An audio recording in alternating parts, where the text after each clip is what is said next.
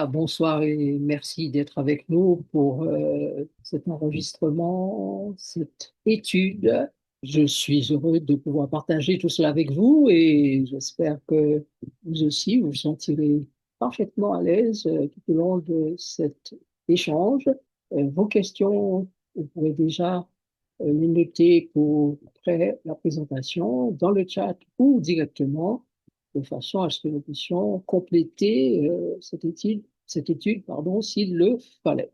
Sujet titré Le diable à nos trousses, tactiques et stratégies. Vous avez noté que nous tirons du livre de la Genèse un certain nombre de vérités utiles et nécessaires pour notre temps. Et lors de notre dernière étude, les trois tableaux bibliques d'Apocalypse 12, avec la femme enceinte enveloppée du soleil, de la lune, avec la lune sous ses pieds et une couronne de 12 étoiles sur sa tête, premier tableau. Deuxième tableau, celui de Matthieu 4 avec Jésus tenté par le diable lui-même dans le désert. Et puis le troisième tableau, Apocalypse 17, où nous avons la prostituée assise sur une bête écarlate. Ces trois tableaux, revus, examinés, nous ont permis de mieux comprendre, à l'image de Laban poursuivant Jacob, les tactiques et stratégies du diable qui est comme un lion rugissant cherchant à dévorer et le plus grand nombre de victimes possible.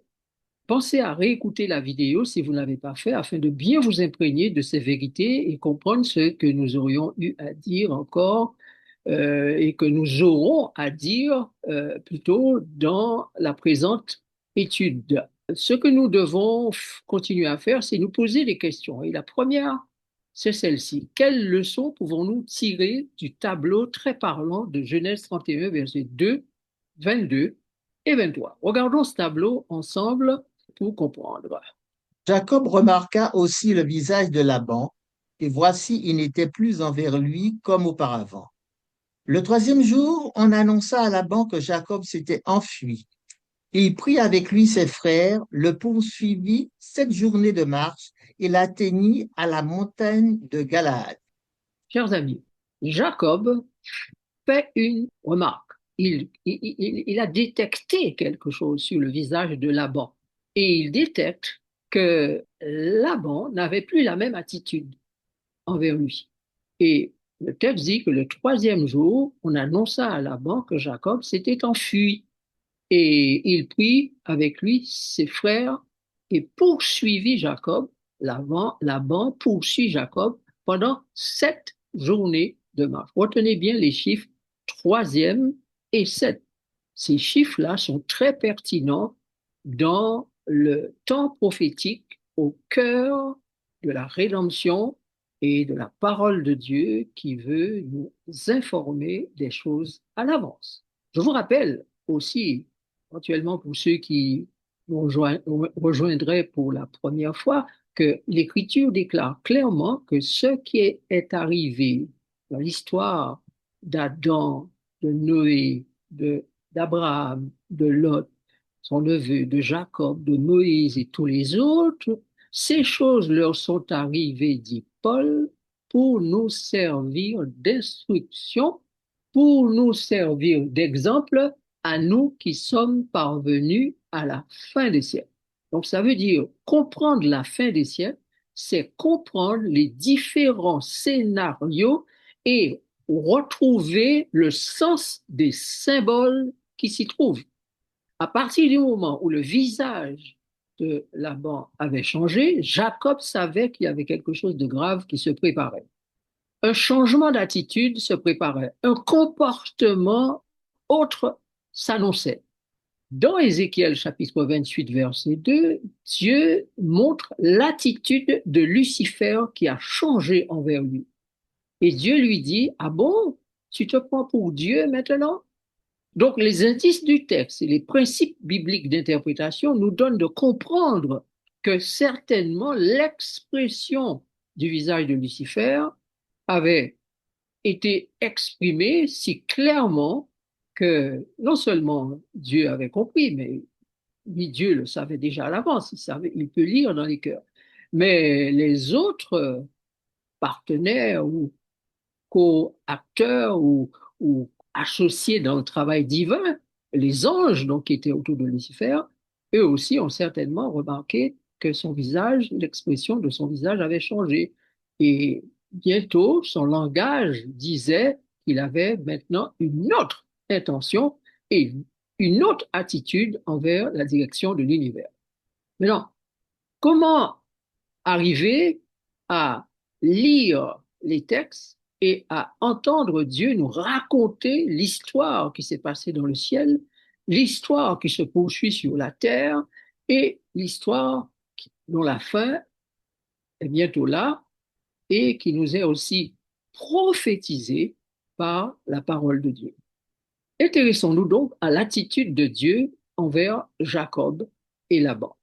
Quelle attitude ou quelle est l'attitude de l'Éternel vis-à-vis de Jacob par rapport à Laban? Regardez ce que dit la Bible concernant Jacob. Alors l'Éternel dit à Jacob, retourne au pays de tes pères et dans ton lieu de naissance, et je serai avec toi. Qu'est-ce qui se passe? L'Éternel demande à Jacob de quitter la maison de Laban, de retourner dans le pays de ses pères et dans son lieu de naissance. Mes chers amis, ceci est l'équivalent de la pensée divine pour l'humanité afin que celle-ci sache que Dieu, le Père, est en train de s'occuper d'un retour de l'humanité dans la maison du Père. Car notre origine, ce n'est pas la poussière de la terre, bien qu'Adam fût esprit et poussière. Notre origine est avant tout esprit. Nous venons du Père, Dieu le Père, qui est esprit. Et c'est lui qui a soufflé son esprit dans cette masse de poussière de façon à lui donner vie et faire en sorte que l'esprit vive dans un corps, comme Paul le dit, dans une tente, dans un temple. La Bible est claire là-dessus, dans 1 Corinthiens 3. Vous êtes le temple de l'esprit. Votre corps appartient à Dieu. C'est le temple de l'esprit. Donc, cette attitude divine envers Jacob nous montre que Dieu s'occupe personnellement, il est engagé personnellement dans le fait de notre retour à la maison du Père, c'est-à-dire sa maison. Regardez l'attitude envers Laban maintenant. Quelle est l'attitude de l'Éternel vis-à-vis de Laban par rapport à Jacob? Genèse 31, verset 24. Mais Dieu apparut la nuit en songe à Laban, l'Araméen, et lui dit, garde-toi de parler à Jacob ni en bien ni en mal. Dieu dit donc à Laban cette fois, Jacob c'était quitte la maison, retourne chez tes pères au lieu de ta naissance. À Laban, l'Araméen, il dit garde-toi de parler à Jacob ni en bien ni en mal. Cette affaire, c'est moi qui la contrôle, alors fais attention à toi. Même si Lucifer a mis en place son plan pour que la famille de Jacob retourne chez lui, alors que Dieu lui dit de s'en aller, Dieu l'avertit et lui dit, il n'en est pas question. Jacob est parti définitivement. Et garde-toi de lui parler en bien ou en mal. D'ailleurs, si vous lisez Genèse, le verset suivant, 26, le texte dit, Laban dit à Jacob, qu'as-tu fait? Pourquoi m'as-tu trompé? Et emmènes-tu mes filles comme des captives par l'épée? Voyez bien que par ces paroles, Laban se dévoile, mais il tourne les choses en questionnement parce qu'il sait que Dieu lui a dit, fais attention à ce que tu vas dire. Bon, il accuse Jacob de l'avoir trompé. Et ailleurs, si vous continuez à lire le texte, il dit, ouais, mais si je savais que tu partais, je l'aurais fait la fête avec toi, tu serais parti dans de bonnes conditions, etc., etc. Ainsi, mes amis, je répète, Dieu s'occupe lui-même de tous ceux qui voudraient prendre le chemin du retour à la maison. Donc, même si le diable fait des siennes, même s'il persécute, même s'il nous met en difficulté, même s'il nous met dans la misère, dans la famine, dans tout ce que vous voulez, je dis, vous n'en faites pas. Ça, ce sont des petites choses par rapport aux joies et aux richesses éternelles qui vous sont réservées. Je dirige, je contrôle et je vous reconduis à la maison du Père. Donc, l'Éternel a planifié notre retour vers la Canaan céleste.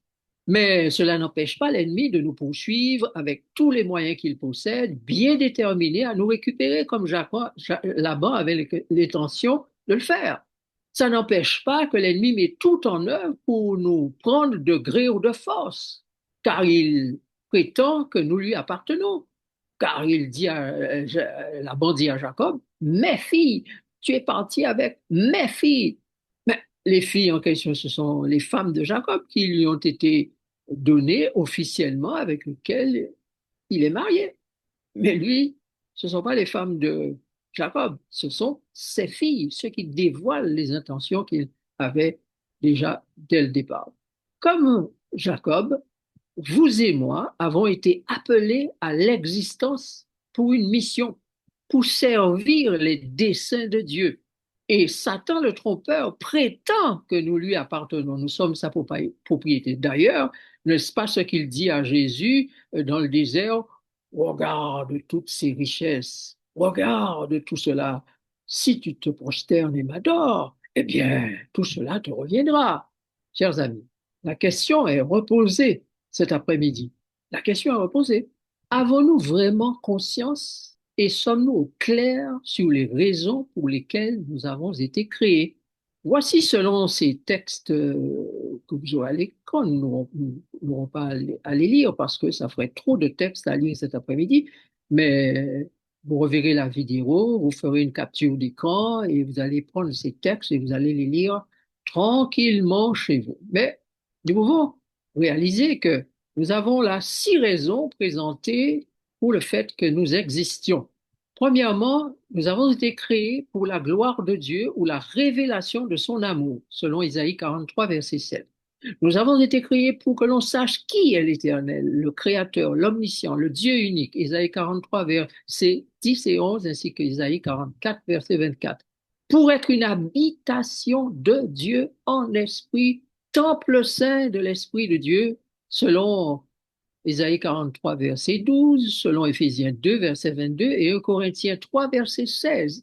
Nous avons été créés pour être une extension de la personne divine comme les anges, selon Somme chapitre 8, verset 5 et 6, Somme 82, verset 6, Somme 14, verset 1, 4 et 5. Là, Dieu déclare clairement que nous avons été créés inférieurs, de peu inférieurs à lui. Dieu, certaines versions disent des anges, ou encore des Elohim, et que nous sommes des dieux, d'après Psaume 82, verset 6. Donc, Dieu nous déclare quel est notre statut originel. C'est pas parce que nous avons été enveloppés de chair pour un certain temps, pour passer l'épreuve, que nous n'avons pas une origine qui est plus que charnelle. Nous avons été créés pour être selon les plans de toute éternité de Dieu, pour être, selon Paul dans Éphésiens 1, versets 3 et 4, être des saints et des irréprochables. Enfin, nous avons été créés pour jouer un rôle crucial dans le plan divin de salut de l'humanité. Si nous étudions bien le fameux signe d'Apocalypse 12, verset 1er, où nous voyons que c'est une femme créée par Dieu, sortie de la côte d'Adam.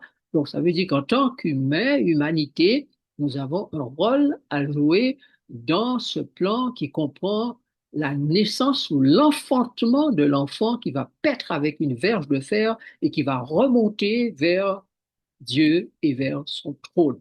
Donc, mes amis, ce que Dieu attend que nous démontrions, cette démonstration missionnaire parfaite, réalisons-nous que seul Jésus a pu la réussir dans un premier temps, dans un seul trait, 3 ans et demi, 33 ans et demi sur la terre, et il n'a jamais, ni par la pensée, ni par l'action, été détourné de Dieu. de son Père, de la volonté de son Père. Ainsi, Jésus qui a gagné pour nous ce combat-là, Jésus qui a même payé notre dette de péché envers la loi, à cause de la loi, eh bien, Jésus nous offre sa victoire pour que nous aussi, nous connaissions, nous fassions l'expérience de cette mission extraordinaire que Dieu confie à ses créatures. Et nous, par gratitude envers Jésus, nous acceptons de faire de notre mieux pour suivre ses traces, son exemple, sa conduite morale, sa conduite spirituelle, sa conduite sociale, sa conduite éthique, afin de participer à sa victoire, mais plus, témoigner en son honneur, en sa faveur, faire connaître ainsi à l'humanité par notre témoignage qui est Dieu, notre Père, Créateur et Sauveur. Dieu s'attend et donne à chacun de nous les moyens dans ces derniers jours d'être à son image en toutes choses. Apocalypse 14, d'ailleurs, nous présente le peuple de Dieu à la fin des temps comme étant un peuple ayant sur son front le nom du Père, le nom de l'agneau. Ainsi, si nous nous posons la question, quel est le chemin de 5 étapes à suivre pour entrer dans le plan divin, eh bien, la Bible nous présente ces 5 étapes. Si nous lisons Acte 2, verset 38, il est dit, repentez-vous. Jésus, dans Luc 9, verset 23, dit, si quelqu'un veut venir à moi, qu'il se charge de sa croix, qu'il renonce à lui-même, qu'il me suive. La mort à ce que je suis en tant qu'être de chair est présentée dans Romains chapitre 6. La connaissance intime, personnelle et expérimentale de Dieu est présentée dans Hébreux 8, verset 11, ainsi que Jean 17, verset 3. La vie éternelle, c'est qu'ils te connaissent. Et puis, la ressemblance avec Christ est clairement exprimée dans 2 Corinthiens 3, verset 18, où il est dit, nous tous qui le visage découvert contemplons comme dans un miroir la gloire du Seigneur, nous sommes transformés de gloire en gloire comme par le Seigneur l'Esprit. Donc, vous voyez, tous les êtres humains ont vu cet idéal d'être des saints, des irréprochables placé devant eux. Mais la Bible nous dit que la charité du plus grand nombre se refroidira. Ce qui veut dire qu'au dernier jour, seuls les 144 000 vont faire la démonstration de cette pureté, de cette sainteté, de cette irréprochabilité, si le mot existe, et témoigner puissamment en faveur du Dieu qui est mis en jugement. Ils vont démontrer par leurs œuvres, en étant parfaitement revêtus du caractère de Jésus et du caractère du Père. Et ils reçoivent automatiquement le titre de saint et d'irréprochable. Ils ont seuls le droit de chanter le cantique de l'agneau par rapport à leur expérience que nul autre n'a connue auparavant.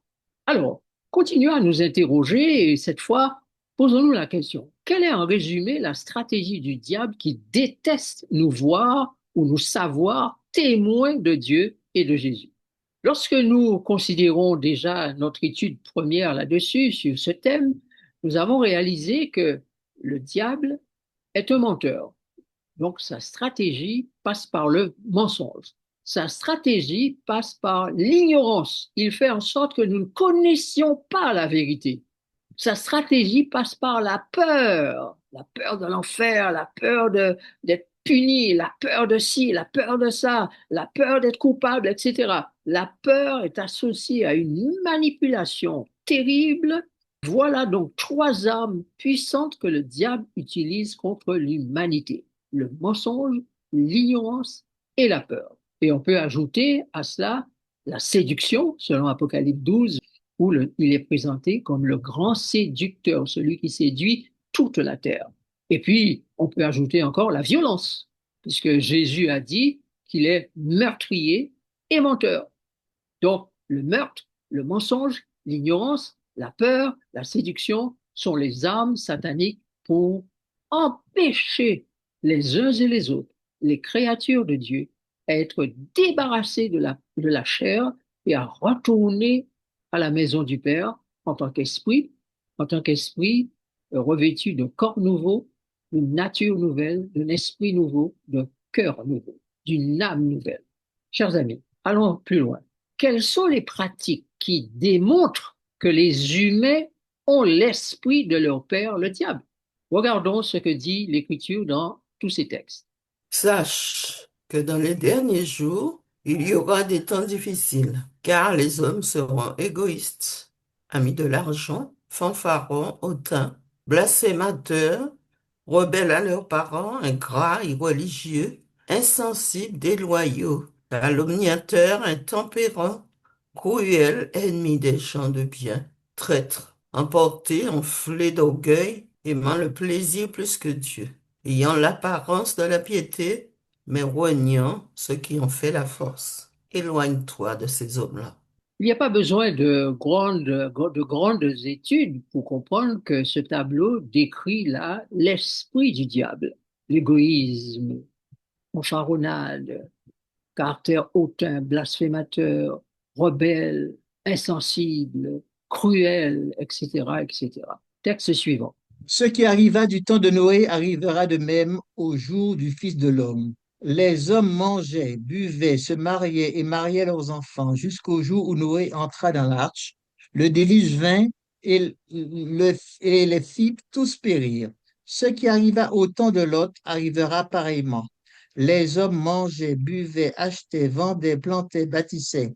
Mais le jour où Lot sortit de Sodome, une pluie de feu et de soufre tomba du ciel et les fit tous périr. Alors, vous voyez que Jésus même a appliqué dans ce qu'il dit le principe que nous avons enseigné depuis un bon moment. Ce qui a été écrit l'a été pour notre instruction et pour nous servir d'exemple à nous qui sommes parvenus à la fin des temps. Et Jésus dit que ce qui arriva au temps de Noé arrivera de même au jour du Fils de l'homme, c'est-à-dire au moment où le Christ s'apprêtera à revenir. Et Jésus dit qu'en ces temps-là, les hommes seront plus préoccupés par le manger, le boire, le mariage, leur mariage, le mariage de leurs enfants. Ils seront plus préoccupés par manger, boire, acheter, vendre, planter, bâtir, etc. Et ils seront pas prêts pour le retour du Christ. Et comme le déluge d'eau a emporté toutes ces personnes, eh bien, et comme la pluie de feu et de soufre est tombée du ciel sur tous ceux de Sodome et Gomorrhe, ainsi sera-t-il à la fin des temps. Alors, nous, aujourd'hui, nous sommes avertis et nous avons la possibilité d'étudier ces choses et de comprendre les stratèges que sont les démons et leur chef Satan pour que nous puissions être accaparés par les choses de cette vie, de ce monde, de la chair, l'orgueil de la vie, comme dit l'autre auteur biblique, eh bien, et que nous ne soyons pas prêts pour le retour de Jésus. Voyez-vous, la chose est si puissante dans le monde et dans l'Église que la moitié de l'Église n'est pas prête. 5 vierges seulement reçoivent l'invitation à entrer dans la salle. Sept, les 5 autres, pardon, sont jetés dehors. Donc, vous voyez que le pouvoir satanique va s'exercer de telle manière que même ceux qui sont assis tout le temps à l'église à chanter, à prier, etc., pourront se faire séduire, pourront être détournés de la vérité et de ce qui est essentiel pour le salut éternel. Ils feront plus dans l'apparence, dans des beaux sermons, de beaux amens, alléluia, on est content, le prédicateur a bien prêché, etc. Mais quand le Seigneur regardera le fond de chacun, il dira, je ne vous ai jamais connu. Donc nous devons faire attention à ça très, très, très, très sérieusement parce que notre Père céleste veut nous ramener tous, autant que nous sommes sur cette planète, dans la maison, dans sa maison, de retour à la maison du Père. Regardez maintenant ce que dit le texte du prophète Ézéchiel. Par la grandeur de ton commerce, tu as été rempli de violence et tu as péché. Je te précipite de la montagne de Dieu, et je te fais disparaître, chérubin protecteur, du milieu des pierres étincelantes. Ton cœur s'est élevé à cause de ta beauté. Tu as corrompu ta sagesse par ton éclat. Je te jette par terre, je te livre en spectacle au roi. Par la multitude de tes iniquités, par l'injustice de ton commerce, tu as profané tes sanctuaires. Je fais sortir du milieu de toi un feu qui te dévore. Je te réduis en cendres sur la terre aux yeux de tous ceux qui te regardent. Voici comment finira celui qui prétendait être le propriétaire des biens de la terre et qui voulait que Jésus se prosterne devant lui pour recevoir tout cela en retour. Il périra de façon misérable. Après avoir exercé la violence contre l'humanité pendant des siècles, des millénaires, il va payer pour tout cela. Il va payer. Il portera la peine de son péché. Dernier texte. Et les marchands de la terre pleurent et sont dans le deuil à cause d'elle parce que personne n'achète plus leur cargaison. Cargaison d'or, d'argent, de pierres précieuses, de perles, de fin lin, de pourpre, de soie, d'écarlate, de toute espèce de bois de senteur, de toute espèce d'objet d'ivoire, de toute espèce d'objet en bois très précieux, en airain, en fer et en marbre, de cinnamome, d'aromates, de parfums, de myrrhe, d'encens, de vin, d'huile, de fine farine, de blé, de bœuf, de brebis, de chevaux, de chars, de corps et d'âmes d'hommes. On résume tout cela par un seul mot. L'avez-vous trouvé? Un mot, commerce. Aujourd'hui, nous sommes en plein dans la guerre commerciale. La guerre d'Iran n'est rien d'autre qu'une guerre commerciale. Pour le pétrole, pour le gaz, pour les terres rares, les métaux précieux, etc., etc., etc. Et la Bible liste tout ce qui fait partie de cette guerre. En fait, le commerce mondial, c'est ce que nous avons devant nous. Et dans ce commerce, il y a inclus en dernier lieu les corps et les âmes. Et quand nous comprenons, pour vous qui suivez l'affaire Epstein, vous avez noté qu'il s'agissait de l'abus, de la cruauté sur des corps d'enfants, de jeunes, de femmes. C'était un commerce, un vrai commerce, où les riches de ce monde, eh bien, se plaisaient à avoir des fêtes, des ambiances où la chair humaine est mangée, d'après ce rapport, et toutes sortes d'immoralités, toutes sortes de choses abominables et innommables se passaient dans ces soirées. Donc Jésus a bien dit que à la fin des temps, les hommes seront irréligieux.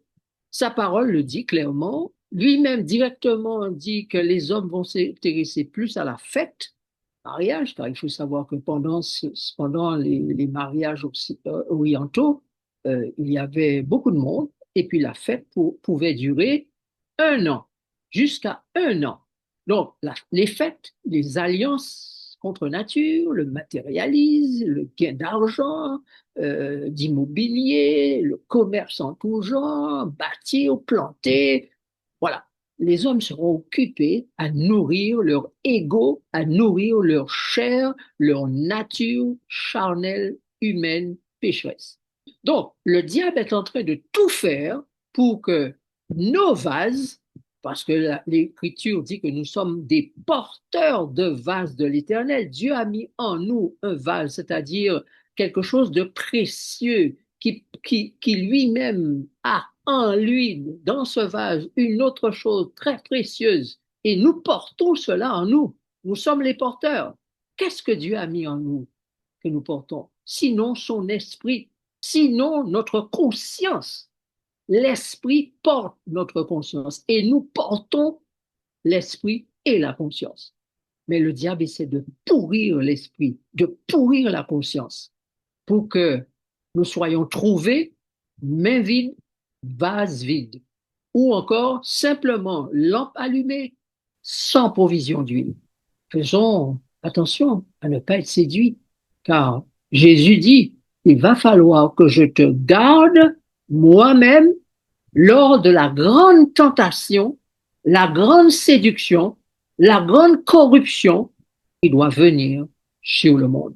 Je peux vous dire qu'aujourd'hui, vu, écoutez bien, vu la tendance que prend l'IA ou les IA, intelligence artificielle dans le monde entier, la terre entière sera en adoration derrière cette bête.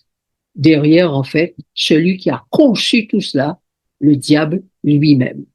Les gens sont dans l'admiration, extraordinaire admiration face à ce que l'IA peut réaliser. Si je devais vous raconter tous les développements qui ont lieu par rapport à l'IA aujourd'hui, eh bien, vous seriez étonné, ou peut-être pas du tout, parce que vous l'avez probablement déjà lu avant moi. Donc, je vous rappelle que l'objectif du diable qui nous poursuit, qui est à nos trousses, c'est de faire en sorte que nos vases soient vides, nos réserves spirituelles soient vides, nos lampes éteintes, notre premier amour pour Dieu éteint et que nous soyons prêts de mourir. Les vases sont vides, les flammes des lampes vacillent parce que l'on a pris beaucoup de temps avec ses amis, on passe beaucoup de temps avec ses amis, beaucoup de temps à certains plaisirs, divers plaisirs, beaucoup de temps à son téléphone, sa femme, ses enfants, ses petits-enfants, ses amis, ses études, son travail, son sport, ses loisirs, ses voyages, ses amusements, sa maison, ses biens. On passe beaucoup de temps au travail. Mais combien de temps passe-t-on pour parvenir à la connaissance véritable du Dieu qui est notre Créateur, surtout notre Père? Le connaissons-nous? Parce que c'est ce qui nous pend au nez, qu'ils nous disent « je ne vous ai jamais connu ». Donc la chose la plus importante pour nous qui disons être croyants et avoir la foi chrétienne, c'est de nous assurer que nous avons une connaissance personnelle de Dieu. C'est pas une connaissance de l'Église, c'est pas une connaissance des rituels d'Église, une connaissance des textes de la Bible. Non, non, une connaissance personnelle de Dieu. La vie éternelle, c'est qu'ils te connaissent. Oh, beaucoup de gens savent plein de choses au sujet de la Bible, la théologie biblique, plein de choses au sujet des vérités bibliques, plein de choses au sujet du déroulement, des principes d'église, etc., etc., etc. Mais connaissent-ils vraiment Dieu? Ont-ils un rapport intime avec Dieu? Je vous laisse répondre à la question. Si c'est le cas, si vous avez ce rapport, alors vous avez le bien le plus précieux qui soit. Le plus précieux. La seule réponse de Jésus aux vierges folles dit quelles sont les 3 conditions pour entrer dans la salle du royaume ou la salle des noces. Voici ce que Jésus dit. Matthieu 25. Plus tard, les autres vierges vinrent et dirent, Seigneur, Seigneur, ouvre-nous. Mais il répondit, je vous le dis, en vérité, je ne vous connais pas. Dans d'autres versions ou dans d'autres évangiles, il est dit, je ne vous ai jamais connu. Ainsi, mes amis, nous comprenons que passer du temps à défricher, à fouiller, à chercher, passer du temps dans un rapport intime, dans le silence, à écouter la voix divine, comprendre le caractère de Dieu, comprendre sa manière d'agir avec l'humanité, qu'il a révélé largement dans sa parole, connaître Dieu comme Enoch le connaissait, de sorte que la Bible dit qu'il marchait chaque jour avec Dieu jusqu'à ce que Dieu le prie, Dieu l'enlève. Ainsi, connaître Dieu et avoir sa fiole remplie d'huile, son vase rempli d'huile, sont les 2 faces d'une même médaille. Connaître Dieu, avoir la réserve d'huile, c'est la même chose. C'est avoir la plénitude de l'esprit de Dieu, du caractère de Dieu. Connaître Dieu en termes d'esprit et en termes de caractère. Alors, comment avoir son vase rempli d'huile? Comment avoir la connaissance de Dieu? Comment faire une expérience de vie avec Dieu. Brièvement, parce que nous sommes arrivés pratiquement à la fin de notre étude, chaque acte d'obéissance que vous faites est un rapprochement avec Dieu. Chaque geste d'amour pour sa parole, chaque prière fervente, chaque temps de silence passé avec Dieu, devant Dieu, chaque méditation, chaque pardon accordé, chaque excuse-moi, j'ai eu tort accordé ou dit, chaque matin du temps passé avec lui, ou le soir, ou à midi, quand vous le voulez, chaque main tendue vers le prochain pour faire du bien, pour rendre service, chaque temps de louange, de reconnaissance exprimée envers Dieu, chaque tentation surmontée, chaque journée vécue pour faire plaisir à Jésus et à son prochain, sous l'influence de l'Esprit de Jésus, sont des gestes précieux qui ajoutent goutte à goutte de l'huile dans la fiole vide, ou à demi vide, ou à demi remplie, ou trois quarts remplie, jusqu'à ce que celle-ci soit pleine et déborde. Chers amis, tous ceux qui sont identifiés comme cherchant à connaître Dieu, qui finalement vont parvenir à avoir leur fiole remplie, le connaître, sont invités aux noces de l'agneau, selon Matthieu 22, au repas des noces de l'agneau, selon Apocalypse 14, 1 à 5, et Apocalypse 19, versets 6 et 7. Tous ces gens ont répondu à l'invitation du roi pour occuper une place dans le royaume de Dieu, soit en tant que dirigeant, soit en tant que dirigé, soit en tant que serviteur dirigeant, soit en tant que serviteur dirigé, dans le programme divin, dans l'organisation divine. La Bible les appelle des vierges, des saints, des irréprochables, qui ont leur lampe allumée, ont fait provision d'huile, sont pures, saintes, sans reproche. Voici comment différents prophètes vont appeler ces gens-là. Comment Jean appelle-t-il ces groupes? Regardez le premier texte. Nous en avons 5 et nous aurons terminé. Alors, ils combattront contre l'agneau et l'agneau les vaincra parce qu'il est le Seigneur des seigneurs et le roi des rois. Et les appelés, les élus et les fidèles qui sont avec lui les vaincront aussi. La Bible n'a pas dit seulement les appelés. Elle dit les appelés, les élus et les fidèles. Vous avez noté qu'il est dit dans Matthieu, c'est bien, bon et tel serviteur. Donc, ceux qui étaient parmi les vierges sont appelés des serviteurs et ont reçu la gestion des biens du maître. Ils sont aussi appelés élus, ils sont appelés appelés. Ils sont appelés. Donc, le texte dit il y aura beaucoup d'appelés, mais peu d'élus. Ces élus sont aussi des fidèles. Donc, le groupe d'appelés, élus et fidèles, c'est le nom que Jean donne au sein des derniers jours. Ensuite, regardez Malachie maintenant. Il s'assiera, fondra et purifiera l'argent. Il purifiera les fils de Lévi, il les épurera comme on épure l'or et l'argent, et ils présenteront à l'Éternel des offrandes avec justice. Alors, l'offrande de Juda et de Jérusalem sera agréable à l'Éternel, comme aux anciens jours, comme aux années d'autrefois. Merci. Donc, vous voyez qu'il y a là encore 3 aspects de ce large groupe des appelés. Il y a les fils de Lévi, puis il y a les fils de Juda et les fils de Jérusalem. Donc, Lévi, Juda et Jérusalem.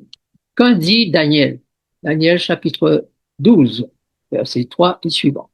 Ceux qui auront été intelligents brilleront comme la splendeur du ciel, et ceux qui auront enseigné la justice à la multitude brilleront comme les étoiles à toujours et à perpétuité.